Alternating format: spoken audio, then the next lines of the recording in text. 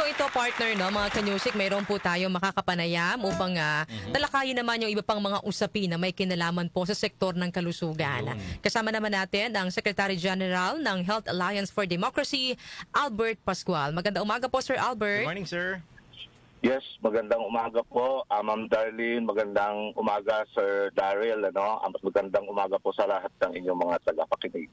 Sir, kahapon po, no, nagbitiw na po bilang Secretary po ng Department of Health si outgoing Secretary Ted Herbosa. Ano po yung reaction po ninyo dito? Ito ba ay long overdue na sa gitna na rin po ng mga reklamo na isinampa po laban sa kanya?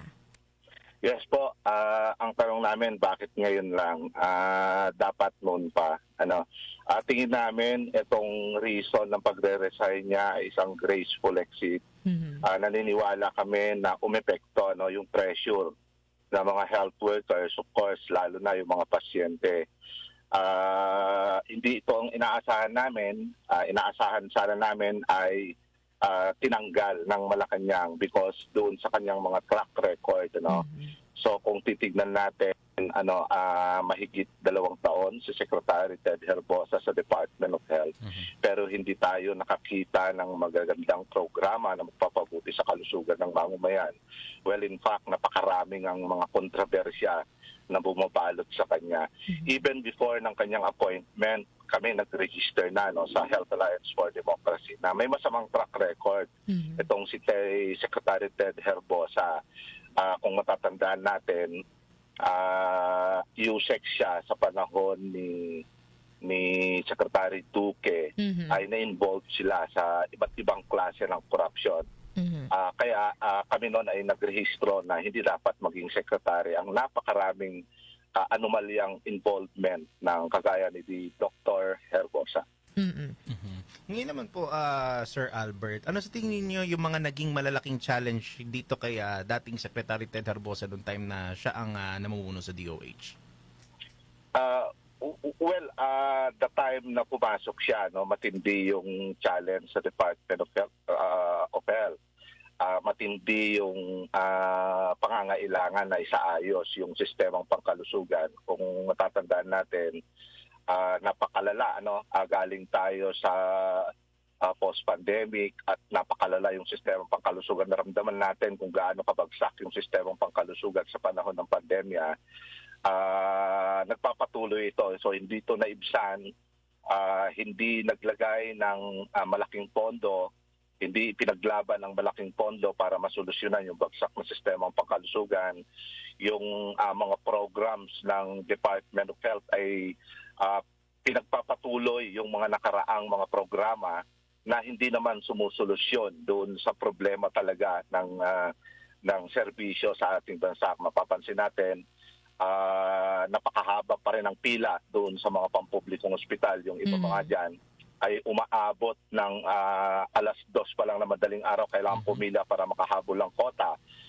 Pag nakapasok ka sa loob ng ospital, yung mga laboratorio na kailangan mo ay napakahaba ang pila, umaabot ng 3 buwan. Bago ka maisalang, mamamatay ka na hindi ka man lang laboratory. Pag kailangan mo ng gamot, walang gamot sa parmasya. Nag-out of pocket yung ating mga kababayan. Yun yung realidad na sitwasyon dito sa loob pag ikaw ay nagkasakit. Ngayon, inahanap natin paano ba tinitignan ng isang sekretary. Anong ginawa niya sa panahon niya? Pagpasok pa lang niya, nag-donate siya kaagad ng $10 million, sa World Health Organization, samantalang bagsak yung sistemang pangkalusugan. Napakaraming nakahilerang kaso sa ombudsman ng mismanagement. Halimbawa, yung 1.5 billion na na-expire na mga gamot, mga vaccine ito, mga mental health medicine ito, reproductive health medicine ito na napaka-vital na sa ating mga kababayan, pero nasayang lamang. So, etong mga batayan na ito po ang nagbibigay ng diskontento sa mga health workers, of course yung mamamayan. Kaya tayo nanawagan na noon pa ng Dr. Herbosa resign. Anong mensahe naman po ninyo, Sir Albert, doon po sa ipinalit kay Doc Ted na si Dr. Jose Pujalte Jr. at areas on health sector na dapat po niyang pagtuunan po ng pansin para po sa inyo? Yes po, babala po ito sa lahat ng mga susunod na secretary na pakinggan yung mga daing ng taong bayan, lalo na sa serbisyong pangkalusugan. Ngayon po, may demand ang mamamayan na gawin ng libre ang serbisyong pangkalusugan. Alam nyo, nakita natin na may pera ang kaban ng bayan. Dito sa naganap ng mga korupsyon sa flood control projects, pero saan napunta? Sa bulsa ng mga ilang mga politiko. So tingin namin, ito dapat ang tignan ng bagong secretary na isalang na yung kung paano gawing libre ang serbisyong pangkalusugan. Yung sinasabi namin libre, yung pagpasok sa loob ng mga pampublikong ospital at paglabas mo ay wala kang babayaran. So tingin namin kayang-kaya pong gawin yan na dito sa ating bansa. Ngayon naman po, Sir Albert, tatawid lang ako ng konti from the changing of the guard sa Department of Health. Dito naman hindi ko lang po sure kung nabasa po ninyo, nakarating po sa inyo to yung dun sa pasintabi rin po sa mga kumakain na nakatutok sa atin ngayon. Yung naging issue po dun sa deworming, makaraan na may namatay po na isang grade 4 student sa septic shock matapos po ang naging deworming activity sa isang paaralan. May idea kayo and possible po ba ito mangyari, sir? Yes, una, nakikiramay tayo doon sa pamilya ng namatayan. Well, in fact, talagang problem talaga ito ng buong gobyerno. Dismantled yung healthcare system natin, hindi coordinated dahil ang ipinapatupad na healthcare system natin ay devolved. So, devolve yung services natin. So, I understand na ito ay programa ng LGU. So, hindi sana nangyari ito kung merong iisang kumpas mula sa national. Hindi lang first time na nangyari ito. Kung matatandaan natin, yung Denvaxia, yung kontrobersya ng Denvaxia kung saan pinaniniwalaan na maraming namatay dahil doon sa vaccine. Tawag nito. Ito yung mga manifestation na talagang may problem talaga sa loob ng sistemang pangkalusugan ng ating bansa. Kailangan ito may isaayos at may isasaayos lamang ito sa pamamagitan ng political will. Ang sinasabi natin dito, maiiwasan ng ganitong mga klaseng casualties kung may comprehensive na pagtugon. Ang pinakauna dyan, kailangan budgetan ng sapat ang sistemang pangkalusugan. Ang panawagan namin matagal na, tingin namin ito ay pinag-aralan naman namin ito, yung 5% dapat ng GDP natin ay i-fund dito sa healthcare system natin. The rest, tingin ko pag may fund na yan, kayang-kaya na po yan pagplanuhan kung paano isaayos yung sistemang pangkalusugan natin. Doon sa usapin, Sir Albert, yung nasawi daw po dahil sa deworming. Ang sabi po ng ina ng biktima, hindi daw po nag-almusal ang kanyang anak ng isailalim sa deworming. Para po siguro sa kabatiran din po ng lahat, lalo na po ng mga magulang, ano po pa yung dapat na basic requirement bago po payagan na maisalang sa deworming po yung isang bata? Well, hindi ako technical expert, pero tawag nito, ang binabanggit namin dito, talagang yung supposedly coordination, na galing from national, yung mahusay na instruction, guidelines sa mga LGUs kung paano isasagawa itong mga ganito. So yun ang nawala. Kaya nangyari itong casualty na ito. So kaya yun yung sinasabi namin na talagang dismantled yung coordination from the national to the LGU. Kaya nangyayari itong mga ganitong klase na insidente.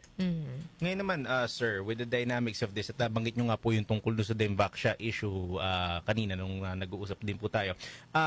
How does this affect yung issue na to sa magiging public perception po? Kasi malamang, baka mamaya it would strike sa iba, it would strike a fear na sa kanila na, ay, kung ganyan lang di pala mangyayari, baka wag na lang, hindi na mag-undergo of a specific procedure. How would you go about this, sir? Yes, may chilling effect talaga ho yun. Yung effect ng Denvaxia dati, talagang may Denvaxia scare. At even yung mga subok na ng mga vaccine natin ay apektado nung mga panahon na yan. So, hindi tayo magtataka kung merong ganong magaganap na pakiramdam ng ating mamamayan. Hindi sila safe sa padalos-dalos na at walang mahusay na pagpaplano mula sa ating gobyerno. Kaya malamang merong scare regarding dito na naman. Sir, malapit na po ang SONA ni Pangulong Ferdinand Marcos Jr. Ano po yung inaasahan ninyong marinig sa report po sa bayan ng Pangulo? Well, una, kritik natin yung 5 taon ni President Marcos. Nakita natin sa loob ng 4 na taon na yung mga programs ay mga token at pampapogi lamang. Initially, yun na yung pagtingin namin eh. So, well, in fact, ano pa nga eh, siyempre ang manifestation nito, yung kasalukuyang sistemang pangkalusugan natin na nararanasan ng mamamayan. Di ba?